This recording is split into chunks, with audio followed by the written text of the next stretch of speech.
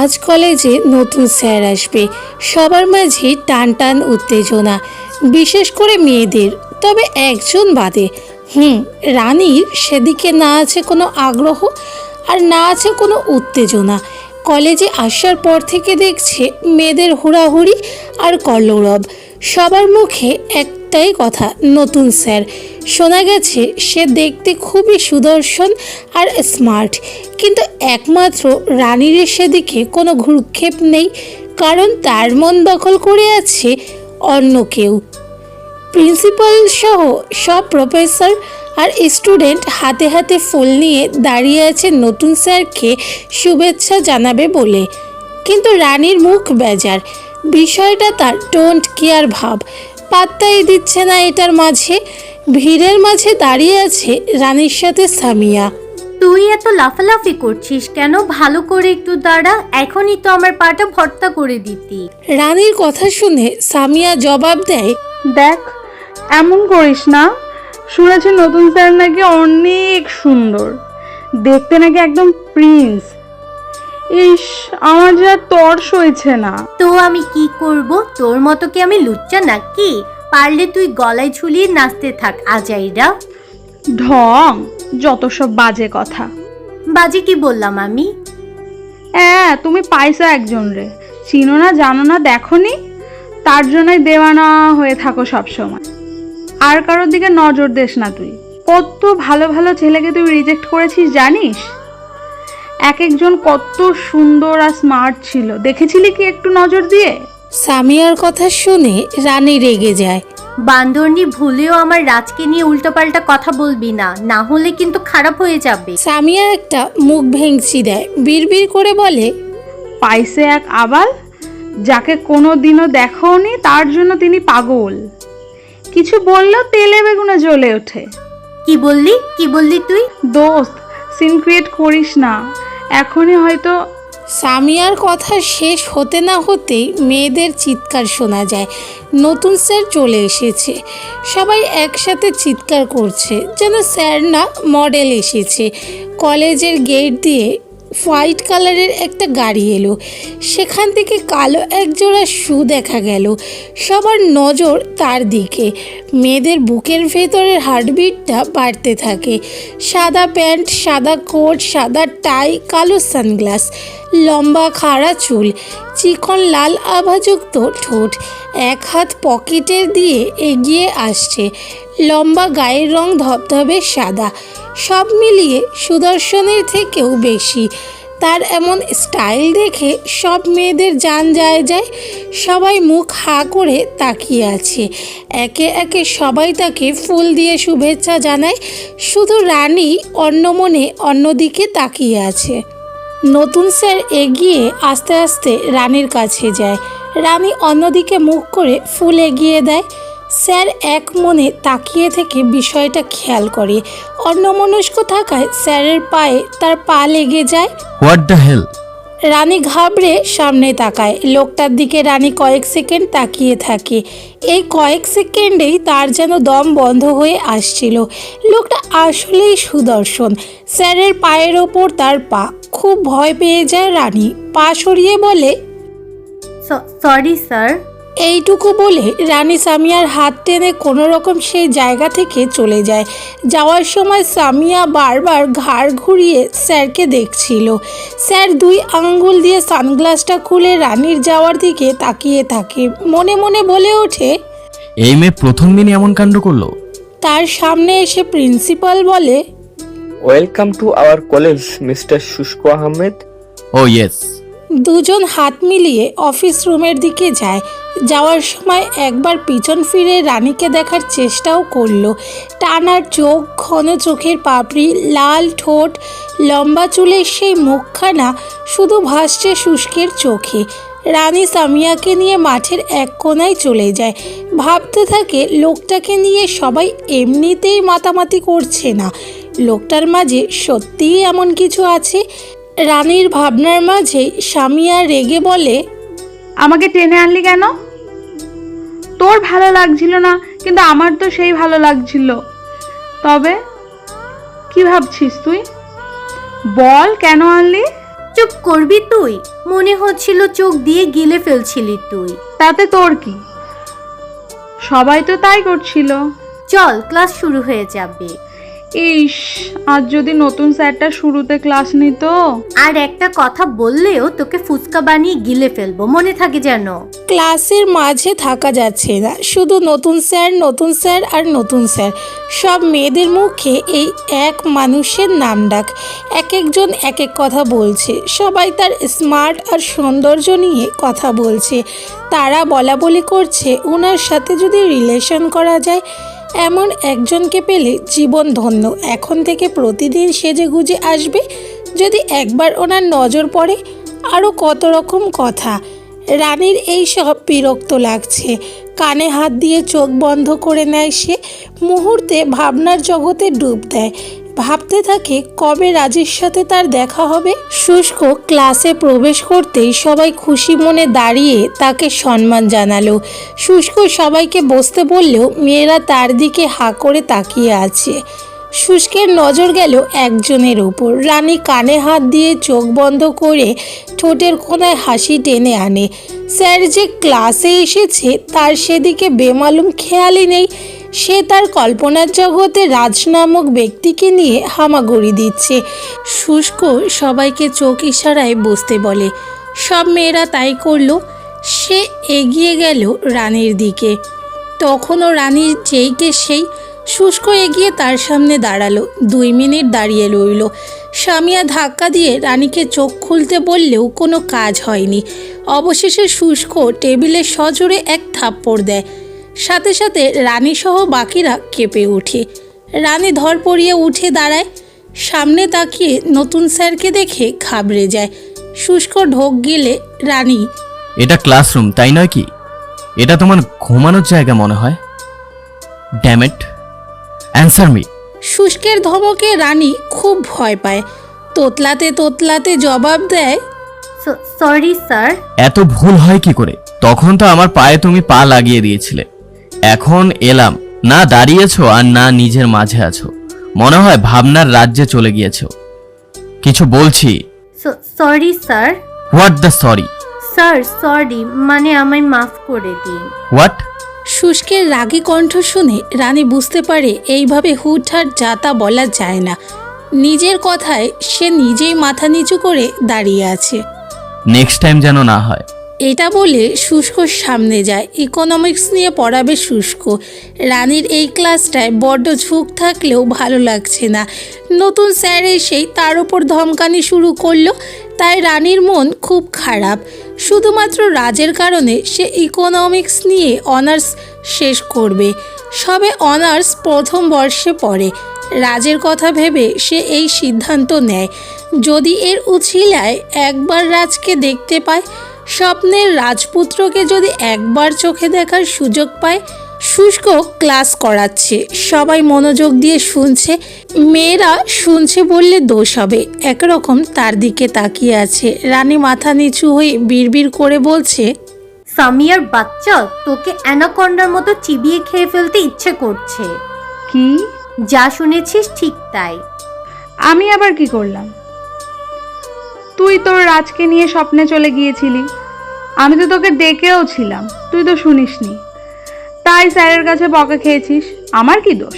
যা দোষ সব তোরই। বান্দরনি কে বলেছিল তখন বলতে? ইস, আজ শুরুতে যদি নতুন স্যার আসতো, তোর অপয়া মুখের কথাই সত্যি হলো। কি হতো তখন এটা না বললে? তুই বলেছিলি বলেই তো স্যার এলো আর আমি বকা খেলাম। এখন দেখ দোষ কার, তোর না অন্য কারো। কুত্তি কোথাকার। ওই রাক্ষসটা চোখ রাঙিয়ে আমায় কত ধমক দিয়ে গেল, তুই কিছুই বললি না। বান্ধবী নামে তুই কলঙ্ক, আর ওই রাক্ষসটা স্যার নামে। প্রথম দিন এসে কেউ এসব করে? ওই অন্য কেউ তো। শুষ্ক প্যান্টের পকেটে 2 হাত দিয়ে বলল, অন্য কেউ তো কি? অন্য কেউ ওই রাক্ষসের মতো প্রথম দিন এসে এমন করেনি, বরং সুন্দর। রানী থেমে গিয়ে বলে, শামু, তোর গলাটা এমন ব্যাটা ব্যাটা লাগে কেন? আমার বকা খেয়ে কি তোর গলার আওয়াজ মোটা হয়ে গেল নাকি? সামিয়া বেচারা ভয়ে চুপ করে আছে। শুষ্ক বলল, লিসেন, এই দিকে তাকাও, ওই দিকে নয়। কথা অনুযায়ী রানী মাথা নিচু করে সামনে তাকাতেই দেখে শুষ্ক প্যান্টের মাঝে হাত গুজে দাঁড়িয়ে আছে। রানীর সাথে সাথে উঠে দাঁড়ায়। আমি ক্লাস করাতে আসছিলাম, তোমার ননস্টপ বক বক শুনতে নয়। নিজের কারণে বকা শুনবে, আবার দোষ দিবে অন্য কারো। সেই কখন থেকে দেখছি মাথা নিচু করে রেখেছ। এখন না আসলে তো জানতামই না তুমি কি বলছিলে। বের হও। শুষ্কের কথায় রানী মাথা তুলে তার দিকে তাকায়। কি হলো? বললাম না বের হও। Sorry sir. শাট আপ, বের হও এক্ষুনি। শুষ্কের ধমক শুনে রানী তাড়াতাড়ি করে বের হয়ে পড়ে। ক্লাস থেকে বের হও। কি? বললাম ক্লাস থেকে বের হও। বারান্দায় চুপ করে দাঁড়িয়ে থাকো, এটাই তোমার পানিশমেন্ট। স্যার আর হবে না। শুষ্ক কিছু না বলে রানীর হাত ধরে টেনে দরজার কাছে নিয়ে যায়। এখানে চুপ করে দাঁড়িয়ে থাকবে। শুষ্ক ক্লাসে ঢুকে গেলে রানী মুখ ভেঙচি কাটে। ঢং ঢং দেখলে গায়ে আগুন জ্বলে।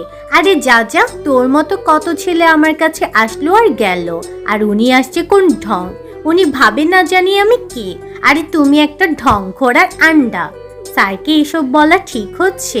আরে ধুর ধুর, স্যার এমন করলে স্টুডেন্টরা এমনই বলবে।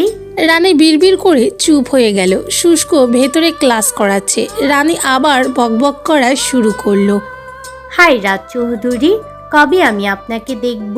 আর কতদিন? 1 বছরের উপর তো হলো অপেক্ষা করছি। আর কবে দেখা দিবেন আপনার রানীকে? আপনাকে দেখার জন্য তো আমি উদ্বিগ্ন হয়ে আছি। হাই মাবুদ, ওনাকে আমার সামনে আনো। আল্লাহ প্লিজ প্লিজ প্লিজ। রানী দরজার পাশে দেওয়ালে হেলান দিয়ে চোখ বন্ধ করে আল্লাহর কাছে তার মনের কথা জানাচ্ছিল। শুষ্ক রানীর কাছে গিয়ে আস্তে আস্তে বলল, কার জন্য এত অপেক্ষার প্রহর গোনা? কার জন্য এত উদ্বিগ্নতা? কার জন্যই বা এভাবে সময়ে অসময়ে আল্লাহর কাছে এত দোয়া চাও? ফিসফিসানি কথা কানের কাছে শুনে রানীর অন্তর কেঁপে উঠে, সারা শরীর কাটা দিয়ে উঠে। থতমত খেয়ে চোখ খুলে শুষ্ককে দেখে ঢোক গেলে রানী। তখনই শুষ্ক বলে ওঠে, চলো। কোথায়? আমাকে ফার্দার প্রশ্ন করবে না, আই ডোন্ট লাইক ইট। শুষ্ক টানতে টানতে রানীকে মাঠ দিয়ে নিয়ে গেল। আর সবাই হাঁ করে তাকিয়ে আছে। শুষ্কের জন্য বরাদ্দ করা রুমে রানীকে নিয়ে যায়। চেয়ার টেনে বলে, বসো। মানে? Sit down. কেন? শুষ্ক চোখ গরম করলে রানী তাড়াতাড়ি করে বসে পড়ে। শুষ্কও নিজের চেয়ারে বসে। রানীর অনেক অস্বস্তি ফিল হচ্ছে। শুষ্ক তার দিকে তাকিয়ে আছে। সে মুখ অন্যদিকে ঘুরিয়ে নিয়েছে, যার ফলে বাতাসের সামনের চুলগুলি তার মুখ ঢেকে দিচ্ছে। রানী বারবার সরাচ্ছে, ফ্যানের বাতাসে আবার এলোমেলো করে দিচ্ছে। শুষ্ক মুচকি হেসে উঠে দাঁড়িয়ে রানীর দিকে হাত বাড়িয়ে দিলে রানী একটু পিছনে হেলে পড়ে। শুষ্ক তার চুলের দিকে হাত বাড়িয়ে দিয়ে ঠিক করার বদলে এলোমেলো করে দেয় আরও। রানী চুপ ঠিক করে মুখ ভেঙচি কাটে। শুষ্ক জোরে হেসে উঠে। রানী ভাবতে থাকে, আজব, উনি আমাকে এখানে সঙ্গের মতো বসিয়ে কেন রেখেছে? আর কি অদ্ভুত আচরণ! কেন স্যার স্টুডেন্টের চুলে এমন করে? এ তো আমার থেকেও অদ্ভুত। যাই হোক, ভালোই হলো, সবাই আমাকে অদ্ভুত অদ্ভুত বলে।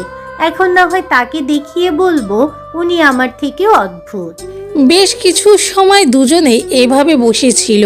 শুষ্কের চোখে ছিল রানীর প্রতি মুগ্ধতা, আর রানীর শুধু ছিল বিরক্তি। তারপর শুষ্ক রানীকে জোর করে কিছু বিষয় বুঝিয়ে দিল। যাওয়ার আগে রানীকে বলে দিল, এমন ভুল যেন আর না হয়, এবং কারোর জন্য এত অপেক্ষার পাহাড় পাড়ি না দিয়ে নিজেকে নিয়ে ভাবো। শুষ্কের কথায় রানী কোনো পাত্তা দিল না, তা সে বেশ বুঝেছে। রানী একটু নাক ফুলিয়ে চলে গেল। যেতে যেতে বলতে লাগলো, লোকটা যেমনই হোক মন্দ পড়ায় না। ধুর রানী, তুই এত ভাবছিস কেন? তাড়াতাড়ি বাসায় গিয়ে ঘুমতে। রাজকে নিয়ে কল্পনা করলেও তোর মন মাথা দুটোই ঠিক থাকবে। রানী তাড়াতাড়ি করে বাসায় চলে যায়। আজ একটু শান্তিতেই আসতে পেরেছে। বখাটে ছেলেটাকে আজ আর দেখা যায়নি। রানী বাসায় এসেই শাওয়ার নিতে চলে যায়। তার মা সিনথিয়া এসে খাওয়ার জন্য অনেক ডেকে গেছে, কিন্তু সে মানা করে দিয়েছে যখন তার সময় হবে তখন সে খেয়ে নিবে। শাওয়ার নিয়ে ভিজে চুলগুলি ছেড়ে সে ব্যালকনিতে চলে যায়। মুক্ত বাতাসে কিছুক্ষণ দাঁড়িয়ে থাকে, নিচ থেকে একজোড়া চোখ লুকিয়ে তার দিকে অপলক তাকিয়ে আছে। কিছুক্ষণ পর রানী নিজের রুমে চলে যায়, গিয়ে এক ঘুম দেয়। রাজকে সে কল্পনায় আঁকে, ড্রিম বয় তার স্বপ্নেই থেকে গেল। কবে যে সে সামনে আসবে তার রানীর জানা নেই। রাজ চৌধুরী বিখ্যাত বিজনেসম্যান, শুধু যে দেশ জুড়ে তার নাম তা নয়, বিদেশেও তার নাম ডাক প্রচুর। ইভেন বিশ্বের সেরা বিজনেসম্যানেও সে দ্বিতীয় স্থান কেড়ে নিয়েছে। বয়স তেমন নয়, 28 বছর বয়সী এই ছেলে বিশ্বের মাঝখানে নামডাক তৈরি করে নিয়েছে। উদ্যম, সাহস, চেষ্টা আর স্বপ্ন তাকে সেখানে নিয়ে পৌঁছেছে। এত নামডাক হলেও তাকে চেনার মতো মানুষের বড্ড অভাব। সে নিজের প্রাইভেসি নিয়েই চলে, মিডিয়ার সামনেও আসে না। কখনো কোনো ক্যামেরায় তাকে আজ পর্যন্ত দেখা যায়নি। সে কখনো কোথাও কোনো দেশে থাকে তা তার গার্ডরা ছাড়া কেউ জানে না। কানাঘুষা শোনা গেছে তাকে দেখতে কোনো প্রিন্সের চেয়ে কম নয়। এত বড় একজন ব্যক্তিত্ব সম্পূর্ণ মানুষ হয়েও সে সবার অগোচরে। রানীও তাকে দেখেনি, যা শুধু নামডাকেই শুনেছে। মানুষের নিষিদ্ধ আর অদৃশ্য বিষয়ে প্রবল ঝোঁক বিদ্যমান, রানীরও হয়েছে তাই। না দেখেই সে রাজে মত্ত। রাজ অন্তঃপ্রাণ তার, চোখে দেখেনি তবুও মারাত্মক এক ইচ্ছে মনে পোষণ করে রেখেছে। দেশের নামকরা এমন এক মানুষের সাথে সবারই তো দেখা করতে ইচ্ছে হয়, রানীও তার মধ্যে একজন। রানীও এই সেরা বিজনেসম্যানকে নিয়ে অনেক স্বপ্ন, কল্পনা জল্পনা আছে। রানীর অনেক ছেলেকে রিজেক্ট করেছে, তারা দেখতেও যেমন ছিল প্রভাবশালীও ছিল। দেখতে তো সে রূপে কোনো অংশে কম নয় যে কোনো ছেলের নজর কাড়া সৌন্দর্য তার। তবুও রানী তাদের সবাইকে মানা করে দিয়েছে। রানী তো মনে মনে ঠিকও করে নিয়েছে সে রাজকে ছাড়া বিয়েই করবে না, দরকার হলে চিরকুমারী থাকবে। বিয়ের নামটাও শুনতে চায় না সে। বাবা মা কেউ বিয়ের কথা তুললে সে চিল্লিয়ে বাসা মাথায় তুলে নেয়, নিজের রুমে আটকে রাখে। পরিস্থিতি ঠিক হলে আবার বদ্ধ ঘর থেকে নিজেকে ছাড়িয়ে নেয়। বিকেলে ঘুম থেকে উঠলে তার মা তাকে খাইয়ে দেয়। রাতে পড়া ফেসবুকিং করে রানী ঘুমিয়ে পড়ে। সকালে তার মা ঘুম থেকে ডেকে দিলে ফ্রেশ হয়ে কলেজে চলে যায়। রাস্তায় সামিয়াকে কল দেয়। রানীর দেরি হয়ে যাওয়াতে সামিয়া কলেজের সামনে তার জন্য অপেক্ষা করছে। রানী রিক্সা ভাড়াটা দিয়ে নামতে নামতে বলল, তাল গাছের মতো এখানে দাঁড়িয়ে অপেক্ষা করছিস কেন? গেটটা পার করলেই পারতি। ভাব দেখাচ্ছিস যে তুই আমার জন্য দাঁড়িয়ে আছিস। আমি কি করব, তুই তো দেরি করে ঘুম থেকে উঠেছিস তাই। থাক, আর ট্যাংরা মাছের মতো ভাব দেখাতে হবে না। আমার ঘুম নিয়ে এত মরিস কেন বুঝি না। দেখিস তুই ঘুম গাধা, এক জামাই পাবি। কি? তোর মাথা, তাড়াতাড়ি চল। সামিয়া আর কথা না বাড়িয়ে দুজনে কলেজের ভেতর ঢুকে গেল। শুষ্ক ক্লাসে আসতেই রানী না পেরে সবার সাথে উঠে দাঁড়ায়। শুষ্ক সবাইকে কিছু ইম্পর্টেন্ট বিষয় বুঝিয়ে দেয়। বিদেশ থেকে কোর্স শেষ করে এসেছে কি এমনি এমনি। ক্লাস শেষের এক পর্যায়ে শুষ্ক রানীর সামনে যায়। অফিস রুমে এসো, দরকার আছে। এটা বলেই চলে যায়, আর সবাই হাঁ করে তাকিয়ে থাকে রানীর দিকে। রানী এত না ভেবে শুষ্কের কথায় তার কাছে যায়। আসবো? হুম। আপনি প্লিজ আমাকে আর ক্লাসের সবার সামনে এমন করে অফিসে আসতে বলবেন না। কেন? এমনি। কেন, কেউ কিছু বলেছে? কেউ না বললেও ভাবে। শুষ্ক নিজের ফোন রেখে উঠে দাঁড়ায়, তার কাছে গিয়ে বলে, কিভাবে? জানি না। তাহলে আমি যখন বলবো তখনই আসবে তুমি। পারবো না। কথাটা বলে রানী চলে যেতে নিলে শুষ্ক তার হাত ধরে থামায়। আমি কোনো রকম না শুনতে অভ্যস্ত নই, আমার ডিকশনারিতে না নেই। সো কি প্রশ্ন করছো আমায়? আপনাকে আমি প্রশ্ন করতে যাব কেন? ছাড়ুন। রানী একটু ঝাড়ি দিয়ে শুষ্কের হাতের আবদ্ধ থেকে নিজের হাত ছাড়িয়ে নেয়। শুষ্ক এবার রেগে রানীর বাহু টেনে দেওয়ালের সাথে চেপে ধরে, দাঁত কটমট করে বলে, না, আমি প্রশ্ন শুনতে চাই। আর না আমার কথা না শোনা মানতে চাই। আমার রাগ উঠিও না, তাহলে তোমারই ক্ষতি হবে। শুষ্কের চোখ আর এমন ব্যবহারে রানী খুব ভয় পায়। গলা শুকিয়ে আসছে তার, ভয়ে বুক কাঁপছে, মুখ দিয়ে কথাও বলতে পারছে না। শুষ্ক তাকে ছেড়ে দিয়ে নিজের জায়গায় চলে যায়। বসো। রানী তখনও ওখানেই চুপ করে দাঁড়িয়েছিল। Damn it, what did I tell you? শুষ্কের ধমকে রানী তাড়াতাড়ি করে চেয়ারে বসে। শুষ্ক টেবিলের ওপর থেকে পানির গ্লাসটা তার দিকে এগিয়ে দেয়। রানী ঘটঘট করে পানিটা খেয়ে ফেলে। গলা শুকিয়ে গিয়েছিল বুঝি? আমার রাগ উঠিও না, আগুনের চেয়েও আমি কম নই। রাগ চলে আসলে ভেতরের আগুন জ্বলে ওঠে, ফলে অপর মানুষটাকে আমি সেই আগুনে নিক্ষেপ করি। শুষ্কের ধারালো অস্ত্রের মতো কথায় রানী কেঁপে কেঁপে উঠছে, ভেতর আত্মা শুকিয়ে আসছে তার। শুষ্ক বেশ কিছু সময় রানীর দিকে তাকিয়েছিল, আর রানী মাথা নিচু করে বসেছিল। শুনেছি ইকোনমিক্সে তোমার বেশ ঝোঁক আছে, তুমি নাকি খুব পাকা, সব সময় ইকোনমিক্স টপ রেজাল্ট করো। জি। বই বের করো। হ্যাঁ। বই বের করতে বললাম। শুষ্ক আরও কিছুক্ষণ রানীকে একা পড়ায়, তারপর যেতে বলে। রানী গুটি গুটি পায়ে রুম থেকে বের হতে থাকে। শুষ্ক আবার তাকে পেছন থেকে ডাকে। রানী সেখানেই দাঁড়িয়ে ঘাড় ঘুরিয়ে শুষ্কের দিকে তাকায়। তোমার ফোন নাম্বারটা দাও তো। রানী আর দেরি না করে শুষ্কের এমন কথা শুনে এক দৌড়ে রুম থেকে বের হয়ে যায়। এক দৌড়ে মাঠে চলে আসে রানী। শুষ্ক সেখানে বসেই বলতে থাকে, damn it, what happen? Oh sheet,